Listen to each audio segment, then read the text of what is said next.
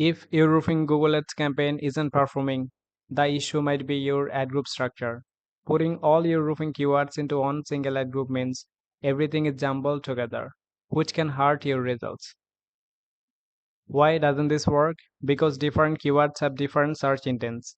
When you group terms like roof repair and roof replacement together, you aren't addressing the specific needs of the person searching. A better approach is to create separate ad groups for each specific service. By grouping keywords into categories like roof replacement, roof repair, emergency services, and metal roofing, you ensure your ads are highly targeted. This structure allows you to match the user search intent perfectly.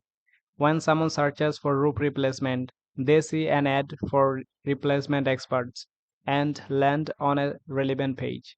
The same applies to repair searches. Compare a generic ad versus a relevant one. Using a specific ad that matches the user search intent is far more effective at converting traffic than a one-size-fits-all approach. Why do better ad group matter?